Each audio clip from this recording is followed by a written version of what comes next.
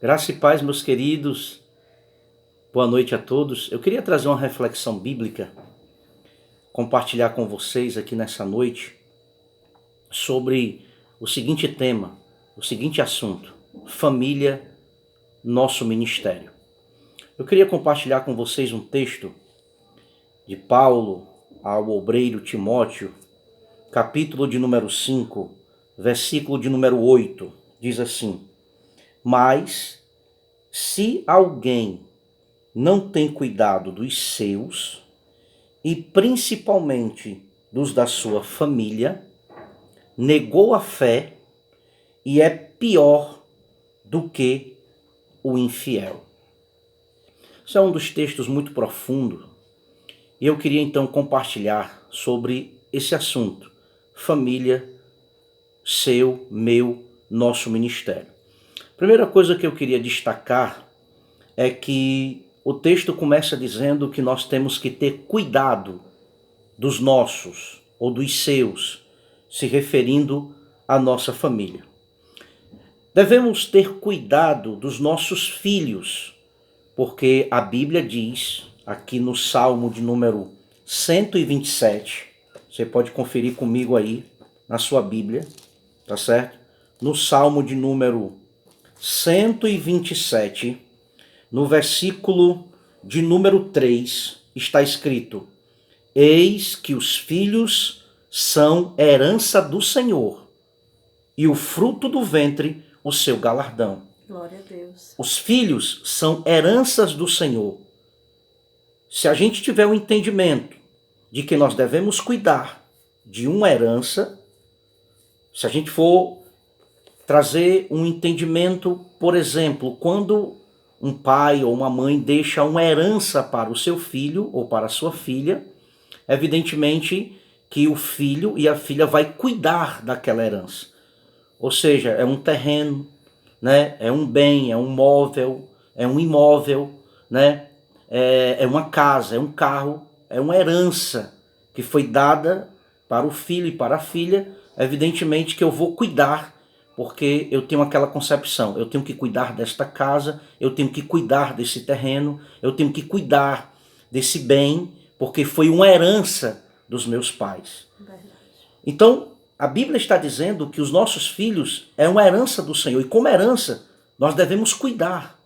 Evidentemente que nós estamos vivendo dias difíceis, o mundo ensina muitas coisas erradas, as influências desse mundo, as influências das redes sociais querem influenciar a mente dos nossos filhos, e nós precisamos estar atentos, nós precisamos acompanhar os nossos filhos, nós precisamos estar com eles no dia a dia, nós precisamos saber o que os nossos filhos estão vendo nos seus celulares, nós devemos saber o que os nossos filhos estão assistindo na televisão, nós devemos saber quais são as amizades que os nossos filhos têm na rua ou na escola, que tipo de influência os nossos filhos estão tendo naquele ambiente escolar. Isso é ter cuidado. Cuidar dos nossos filhos é ensinar a palavra de Deus para eles. Mais na frente eu vou falar um pouco sobre isso, sobre o contexto de ensinar os nossos filhos a palavra de Deus. Porque um judeu, um verdadeiro hebreu, eles tinham cuidado de ensinar os seus filhos a Torá, a lei. E há um versículo em Deuteronômio que foi uma ordem que era dada a Moisés a todos os pais. Eles deveriam ensinar os seus filhos a lei. E isso é importante. Então, primeiro nós devemos cuidar dos nossos filhos como herança do Senhor. Depois, nós devemos também cuidar das nossas esposas, como nós cuidamos de nós mesmos. E aí, eu queria compartilhar com vocês um texto de Efésios capítulo 5, do versículo 22 ao 33. Nós encontramos aqui coisas maravilhosas nesses versículos aqui. E eu queria então compartilhar com vocês nesse vídeo. Efésios capítulo 5, versículo 22, que vai falar exatamente sobre os deveres do homem e sobre os deveres da mulher. Para esse vídeo não ficar muito extenso, eu quero resumir algumas verdades que eu encontro nesse texto. A primeira verdade que eu encontro é que o não cuidar da família, quando eu negligencio, quando eu deixo de cuidar da minha família, nós nos colocamos na posição de pior do que o incrédulo, de pior do que o ímpio. E aí nós temos aqui um paralelismo, dois textos paralelos. Nós encontramos Paulo falando a Timóteo que aquele que não cuida dos seus é pior do que o ímpio, mas também nós encontramos aqui em Efésios, a carta também escrita pelo apóstolo Paulo, capítulo 5, que vai falar exatamente sobre a mesma coisa.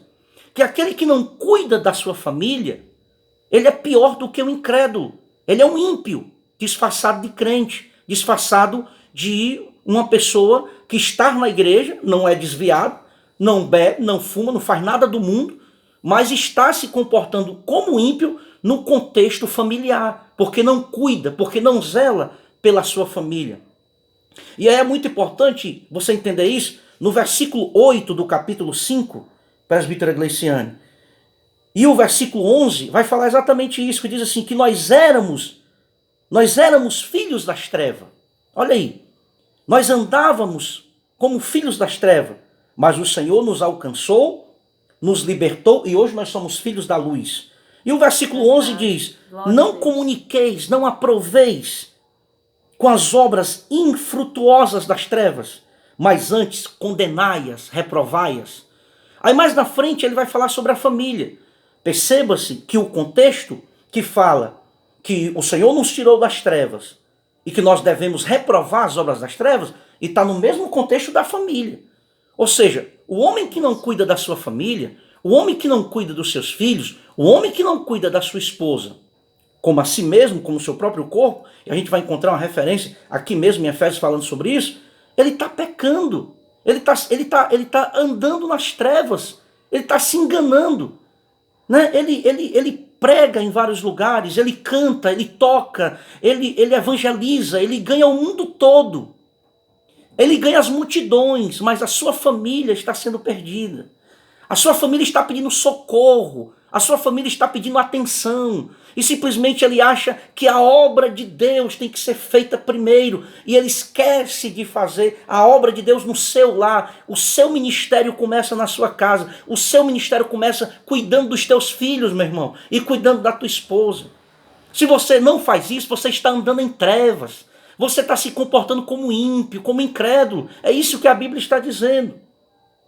Então nós encontramos exatamente isso. Efésios nos mostra que esse comportamento está falando exatamente o mesmo texto que fala que aquele que não cuida dos seus negou a fé e é igual ímpio. Efésios está dizendo que nós andamos nas trevas quando nós não cuidamos dos nossos filhos, porque é um comportamento, é o mesmo comportamento de uma pessoa infiel, de uma pessoa que não conhece a verdade. Então vamos se atentar para isso. Primeiro, nós devemos cuidar, tá certo? Do nosso marido, tá certo? Nós devemos cuidar, ok? Nós devemos cuidar, o marido como cabeça, tá certo? Ele tem que cuidar do seu lar, ele tem que cuidar da sua mulher. O que é que significa isso?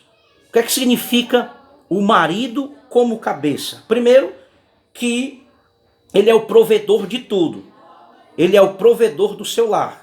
Ele é o provedor da casa. Ou seja, o homem tem que trabalhar. O homem precisa trabalhar. O homem precisa sair do acomodismo. O homem precisa ir trabalhar para trazer a provisão para a sua família.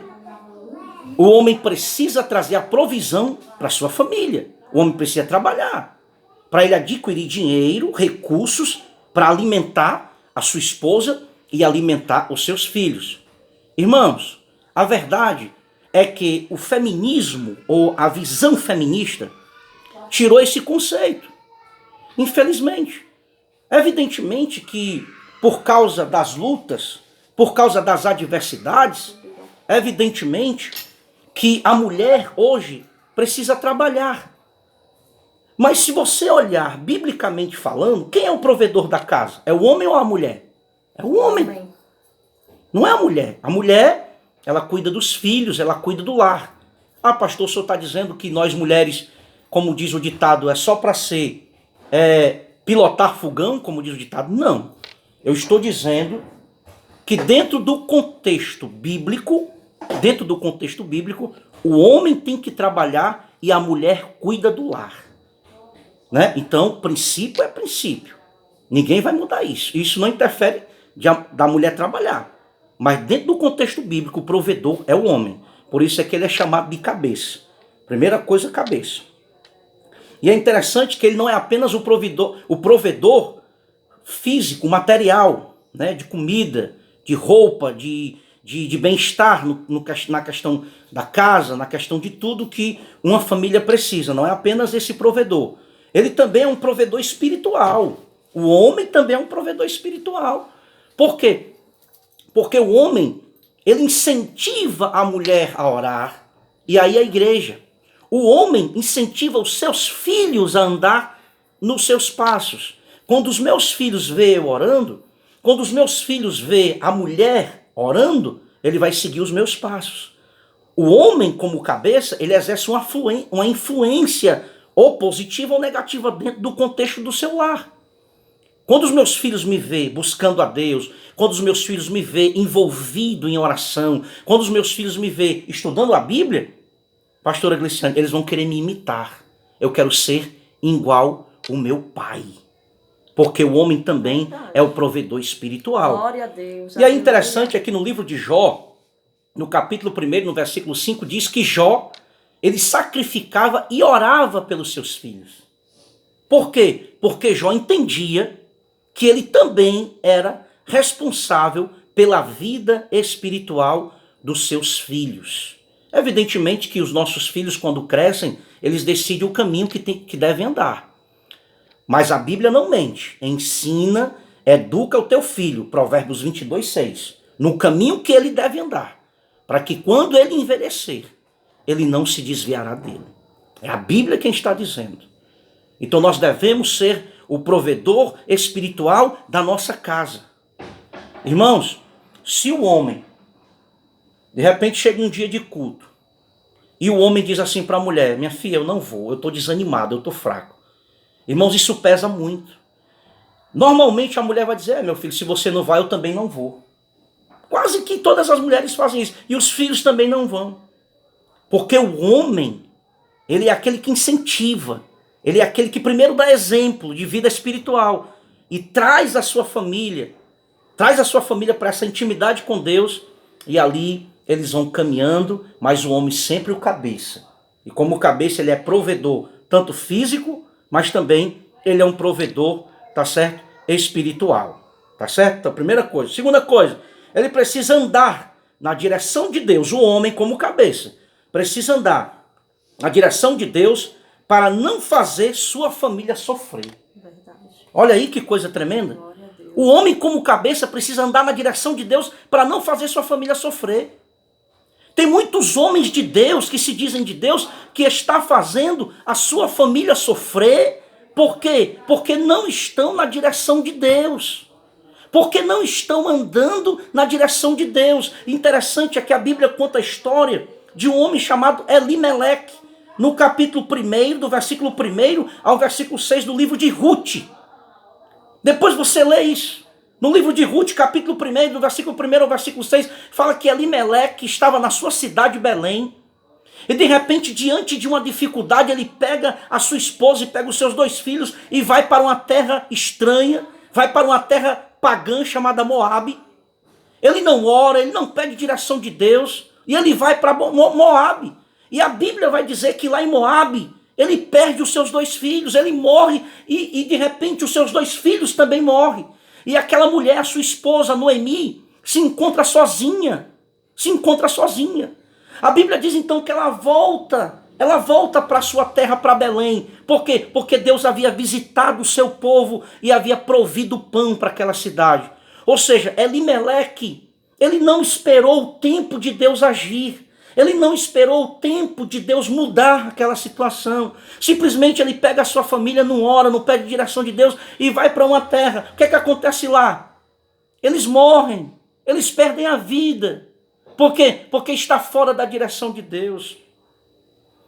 Meu irmão, quantas vezes a gente faz a nossa família sofrer, a gente como cabeça, porque nós somos orgulhosos, porque a gente pisa o pé no chão e diz, eu vou decidir, eu vou fazer do meu jeito, da minha forma, e eu estou fazendo a minha esposa sofrer. Eu estou fazendo meus filhos sofrer. Por quê? Porque eu não estou orando, eu não estou pedindo direção de Deus. Eu estou agindo na minha razão humana. Eu estou agindo no meu orgulho, na minha soberba. E eu nem estou percebendo isso.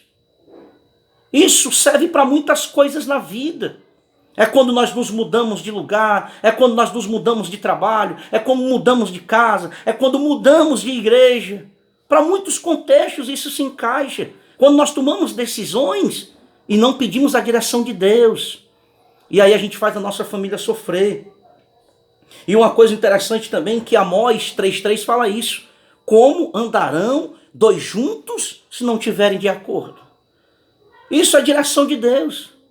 É quando você ora. É quando você entra na direção de Deus. É quando você busca a Deus e diz, Senhor, eu preciso de uma direção. E aí você conduz a sua família para o centro da vontade de Deus, porque Deus falou contigo, porque Deus te revelou, porque você é o cabeça e você precisa estar na direção de Deus para não fazer tua família sofrer. Então esse é um conselho de Deus para nós. E uma outra coisa importante é que o cabeça, o corpo só vai bem se a cabeça estiver bem. Isso é um princípio, né? A gente tira esse exemplo do nosso próprio corpo. Se o meu corpo não está bem, a minha cabeça não vai bem. Por quê? Porque é uma ligação, né? Cérebro, cabeça e corpo, né? É bem provável que quando você sente uma dor lá no dedinho do pé, uma dorzinha que lhe incomoda, mexe toda a sua estrutura emocional, mexe toda a estrutura da sua cabeça. Porque se o corpo não vai bem, a cabeça também não vai bem, né? Aí por isso tem muitos homens que estão bem, diz que estão bem. Ah, pastor, estou feliz, tô alegre, mas eu te pergunto, a tua esposa vai bem? Os teus filhos vai bem ou é só você que vai bem? Não, pastor, eu estou bem. Você está. E a sua família está? Os seus filhos estão felizes? A sua esposa está feliz? Está contente com a sua conduta, da maneira como você trata ela, da maneira como você trata os seus filhos? E o tempo? Você tem tido tempo para a sua família ou não? Não, pastor, o meu tempo é só para a obra de Deus. E a obra de Deus na tua casa, o teu ministério no teu lar, você não tem tempo para ele? Portanto, meu querido, você é pior do que um infiel. Você está pecando. Por quê? Porque você está deixando de cumprir o papel de cabeça no teu lar. É a Bíblia quem está dizendo. Então, meu irmão, pense nisso. Em Efésios, aqui 5:28, diz que nós devemos amar nossas esposas como nosso próprio corpo. Você deixa de tomar banho? Você deixa de escovar os dentes? Você deixa de se cuidar? Tem muito homem vaidoso, né? Sempre está agitado, sempre procura se alimentar bem, cuidar da sua aparência. Pois da forma como você cuida do seu corpo, da forma como você se zela, se cuida, e você diz que está bem, que você está bem, você também tem que pensar na sua companheira e ver se ela também está bem. Porque você, como cabeça, você só vai bem se a sua família, que é o seu ministério, também for bem. E aí, às vezes nós subimos no altar para pregar, para cantar, às vezes estamos rodeados de elogios, de aplausos, e a nossa esposa está nos aplaudindo, e os nossos filhos querem nos imitar, querem ser igual a gente, como homens de Deus? Será? É algo que você deve pensar. A segunda coisa que nós encontramos no texto de Timóteo é que quem não cuida dos seus negou a fé. Interessante é que eu estava meditando hoje em Mateus capítulo 10, 32 e 33, que diz assim: aquele que me confessar diante dos homens, eu o confessarei diante do meu Pai que está nos céus. Mas aquele que me negar diante dos homens, eu o negarei diante diante do meu Pai que está nos céus. Esse é um versículo que nós usamos para os descrentes. Olha, se você não confessar o Senhor, você vai para o inferno. Se você negar, você está negando ao Senhor. Então a gente aplica esse versículo ao crente que se afastou, que se desviou. É verdade.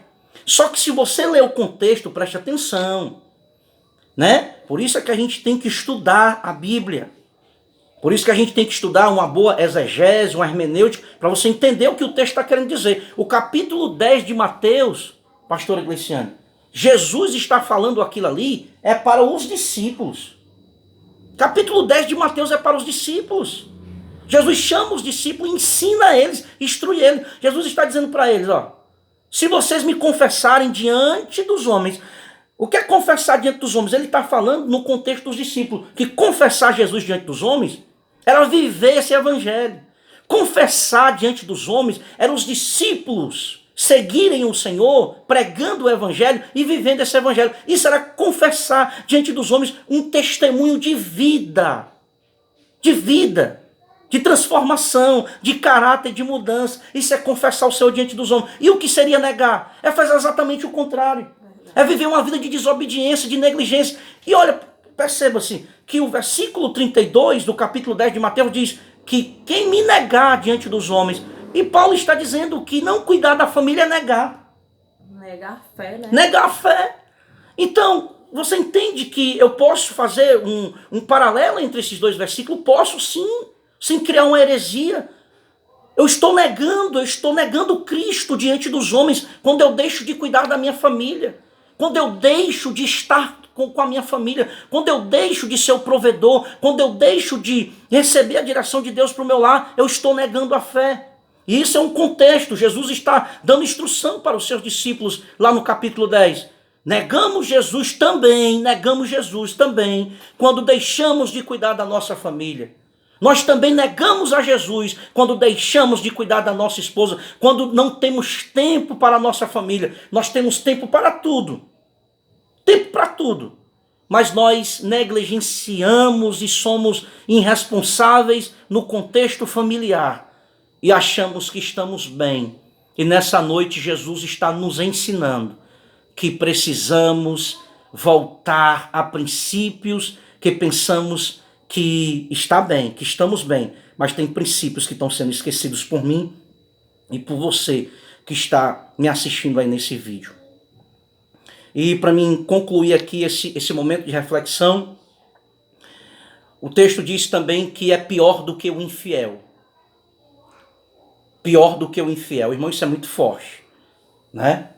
Aquele que não cuida da sua família é pior do que o incrédulo, pior do que o infiel. Porque o infiel, muitas vezes, ele cuida mais da sua família do que nós cristãos.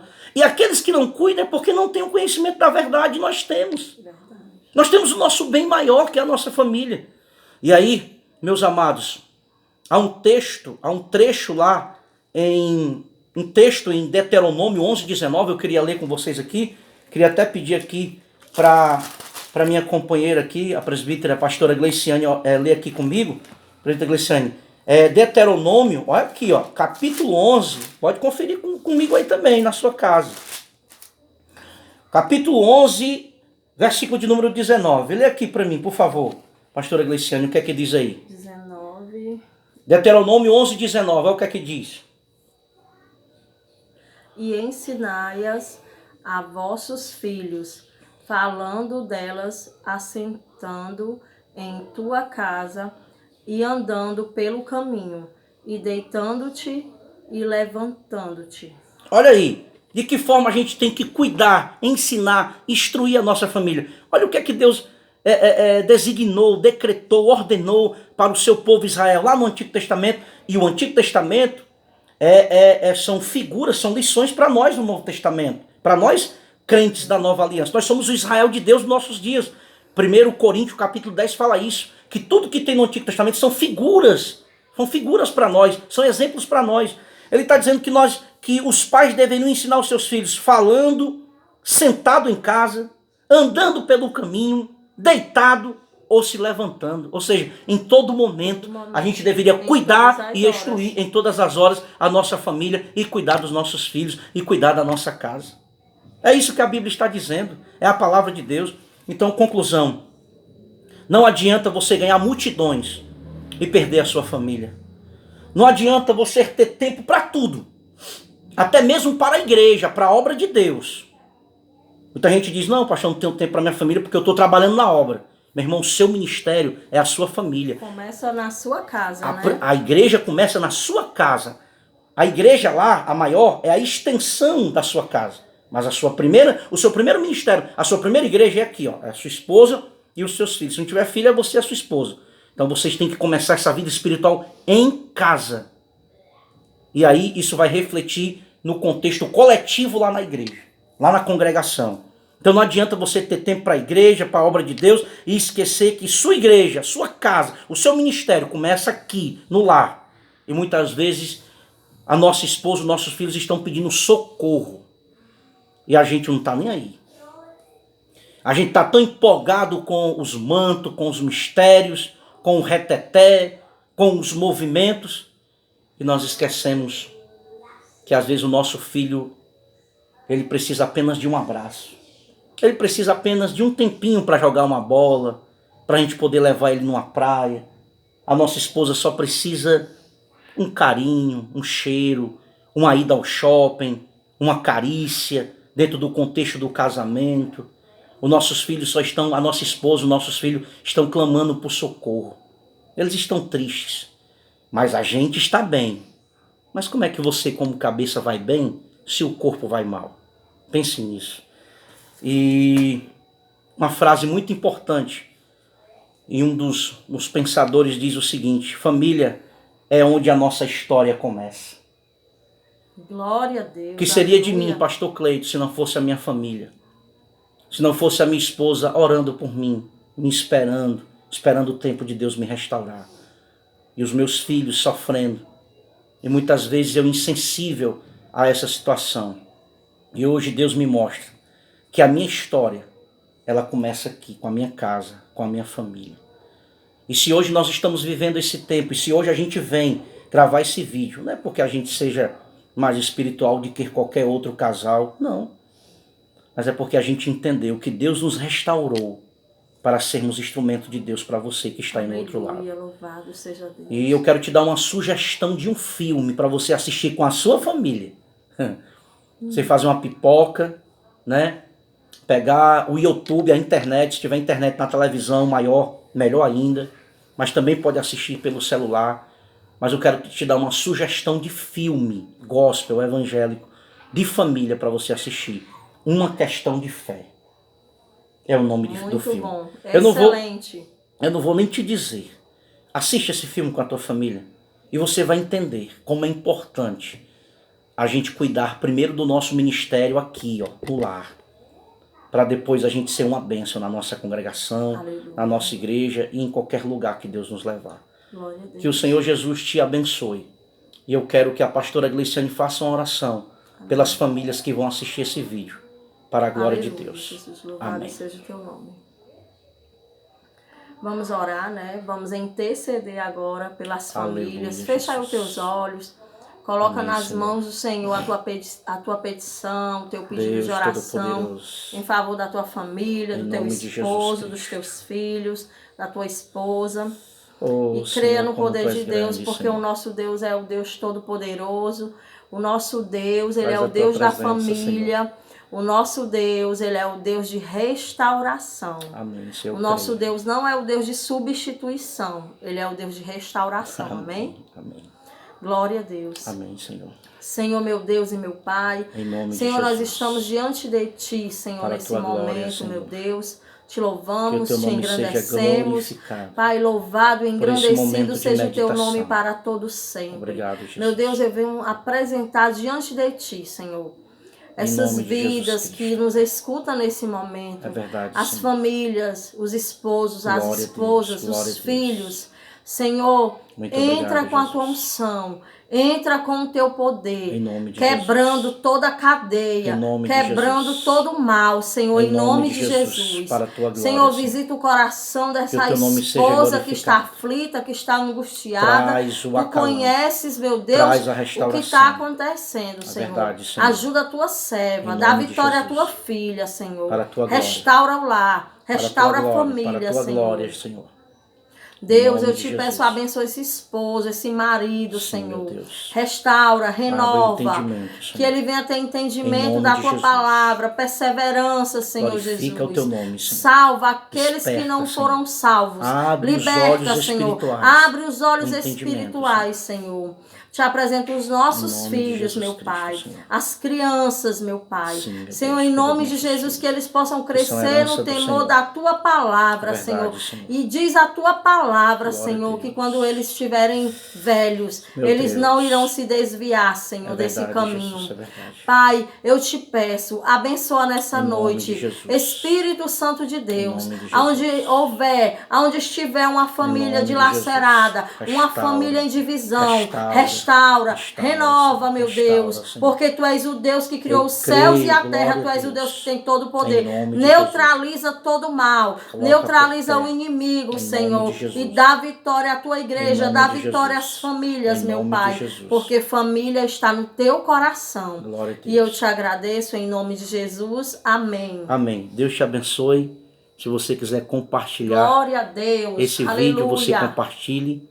Nós sentimos no coração de fazer esta gravação, não para querer nos apresentar, mas queremos apenas ser bênção para lares e famílias que muitas vezes fisicamente não podemos entrar no teu lar, mas através das redes sociais e através do vídeo a gente pode trazer uma palavra de Deus ao teu coração.